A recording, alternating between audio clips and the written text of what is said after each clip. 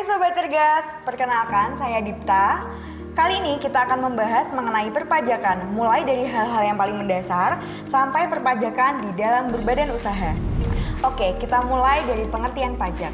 Pajak adalah kewajiban bagi Anda yang sudah memiliki NPWP, baik bagi perorangan ataupun badan usaha sesuai dengan peraturan dalam perpajakan. Lalu, apa itu kewajiban pajak? Kewajiban pajak meliputi pembayar pajak, pemotong pajak, pemungut pajak, yang ketiganya sama-sama memiliki hak dan kewajiban dalam perpajakan. Nah, kalau tadi kita sedikit membahas tentang wajib pajak yang harus dilaporkan oleh pelaku wajib pajak yang sudah memiliki NPWP, sebenarnya NPWP itu apa sih? Dan apa keuntungan NPWP? NPWP atau nomor pokok wajib pajak adalah nomor yang digunakan sebagai tanda pengenal wajib pajak dalam melaksanakan hak dan kewajiban perpajakannya. Lalu, apa sih keuntungan memiliki NPWP?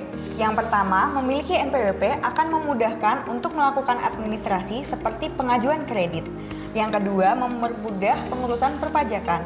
Yang ketiga, pembelian produk untuk investasi. Nah, kalian tahu nggak sih kalau mulai Januari 2024 NIK resmi menggantikan NPWP, jadi jangan lupa ya untuk lakukan validasi. Loh, kalau gitu semua yang sudah memiliki NIK atau KTP wajib bayar pajak dong? Bukan. Yang wajib membayar pajak adalah kita yang memiliki penghasilan melebihi PTKP sebesar 54 juta per tahun atau setara dengan 5 juta per bulan. Nah, walaupun terdapat perubahan tarif pada PPh Pasal 21, namun pengenaan tarif pajak 20% bagi penerima penghasilan yang tidak memiliki NPWP tetap berlaku. Jadi, jangan sampai tidak melakukan validasi ya jika sudah memenuhi kriteria. Lalu, siapa aja sih yang menjadi subjek pajak untuk melakukan wajib pajak? Yang pertama, orang pribadi, kedua, badan usaha atau perusahaan, yang ketiga, BUT atau bentuk usaha tetap, yang keempat, warisan yang belum terbagi. Setelah subjek pajak, hal-hal apa saja sih yang menjadi objek pajak? Yang pertama, penggantian atau imbalan terkait dengan pekerjaan atau jasa yang diterima atau diperoleh termasuk gaji, upah, tunjangan, honorarium, komisi, bonus, gratifikasi, uang pensiun, dan lain-lain. Yang kedua, hadiah. Ketiga, laba usaha. Keempat, keuntungan karena penjualan atau pengalihan harta. Kelima, penerimaan kembali pembayaran pajak yang telah dibebankan sebagai biaya. Keenam, bunga.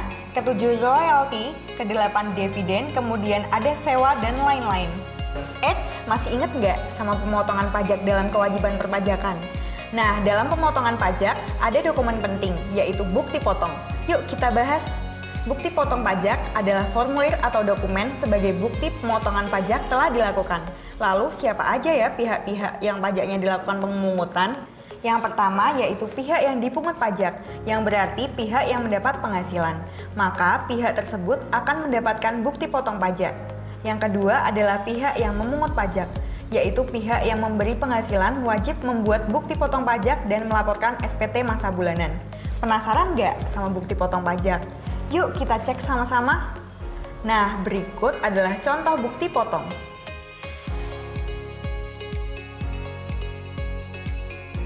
Selanjutnya, kita akan masuk pada pembahasan pengusaha kena pajak atau PKP.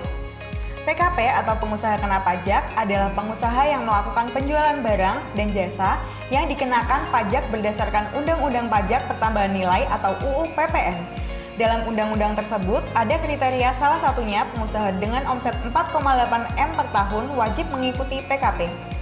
Terus kalau omset usaha di bawah 4,8 M, wajib ikut PKP nggak ya? Dalam Peraturan Menteri Keuangan Nomor 197 PMK 03 2013, pengusaha baik wajib pajak orang pribadi atau badan apabila dalam 1 tahun telah mempunyai peredaran usaha sebesar 4,8 M per tahun wajib dikukuhkan sebagai PKP. Apabila peredaran usaha masih di bawah 4,8 M, wajib pajak dapat memilih untuk dikukuhkan sebagai PKP. Nah, setelah mengetahui apa itu PKP dan syarat utamanya, berikut adalah keuntungan memilih menjadi PKP. Yang pertama, badan usaha dianggap legal di mata hukum. Yang kedua, dinilai memiliki sistem perpajakan yang baik.